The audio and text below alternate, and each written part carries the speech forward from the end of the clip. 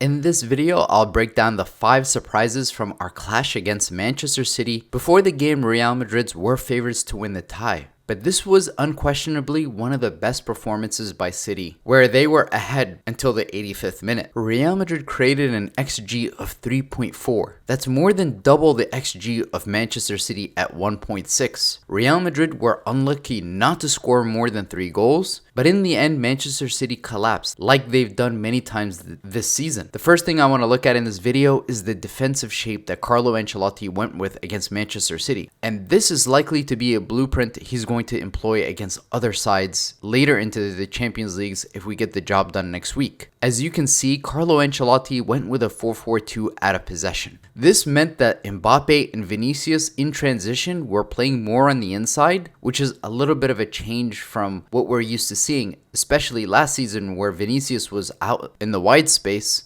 targeting the right back of the opposition. But in this game, Carlo Ancelotti opted for this 4-4-2 strategy with more of an emphasis on not pressing early in the game, remaining compact, and as he described it, frustrating the opposition. This also meant that when Real Madrid did recover the ball, Vinicius and Mbappe were in zones where they can quickly have a shot on target. And that strategy changes drastically in the second half, and I'll get into that a little later in this video. But you can tell that Real Madrid did not put a big emphasis on pressing, especially early in the game, because they knew that Manchester City does start off games pretty well. So conserving energy and exploiting them later in the game was a key factor in this match. The second thing that we learned from this game was how poor Real Madrid is from set pieces. Carlo Ancelotti has opted for a zonal marking strategy from set pieces. And given some of the players that were out on the pitch yesterday, Real Madrid did have the personnel to be able to defend set pieces. However, we struggled on many occasions to defend ourselves from their corner kicks. In addition to that, every single time Real Madrid had a corner kick, Haaland would win those headers from the near post. Last season, Real Madrid was solid defensively from set pieces. And it wasn't until very late in the season before Real Madrid conceded their first goal from a set piece. That is not the case this season. And it just looks like Real Madrid is prone to conceding a goal from many of these corners, despite Thibaut Courtois being in there, because that was one of the biggest weaknesses that we had with Andre Lunin last season. Of course, we remember in the Champions League final, Toni Kroos assisted Carvajal,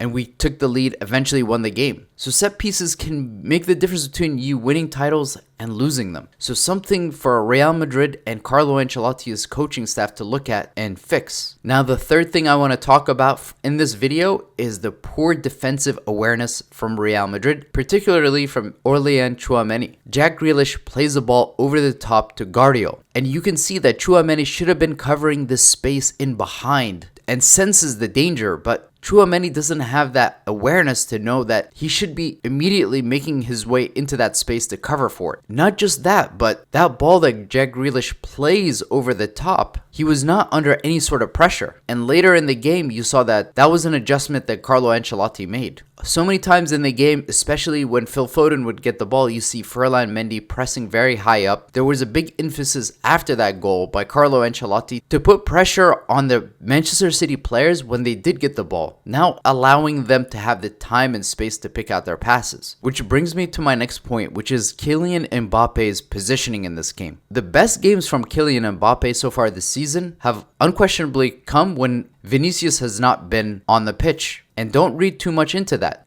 That's just a simple fact. In this system where Real Madrid were in a 4-4-2, he was playing a right center forward. But that also meant that every single time that Real Madrid was having those transition opportunities, Mbappe was cutting in from the right-hand side. And if there's anything that we've learned this season is when Mbappe is cutting in off the right-hand side, he's far less comfortable than when he's cutting off the left-hand side. During the days of Benzema and Vinicius, we still played with a front two, and they were able to combine, create overloads on the left-hand side. Oftentimes, Benzema would drift out to the left, receive the ball, combine with Vinicius. So there does need to be a system where Mbappe is more comfortable when Vinicius is on the pitch as well. But if he is in transition all the time, getting the ball in those positions, these are the kinds of things that ruin his confidence, quite frankly. So Carlo Ancelotti needs to find a solution, a system where both Vinicius and Mbappe can create overloads and Mbappe can drift out into the left-hand side to feel more comfortable. Now, the final thing that I want to talk about in this video, number 5, is the adjustment that Carlo Ancelotti makes in the second half, which made a big impact. In the second half, Carlo Ancelotti opted to push Jude Bellingham higher up the pitch because in the first half, you see that Jude Bellingham was playing as a left midfielder. But in the second half, Carlo Ancelotti plays Jude Bellingham as a false 9 almost. But what that did was it made Vinicius play as a left winger. He could then isolate Lewis and try to go at him 1v1. And that's where Vinicius was having a lot of success. And obviously that meant Jude Bellingham was able to be in the box more often.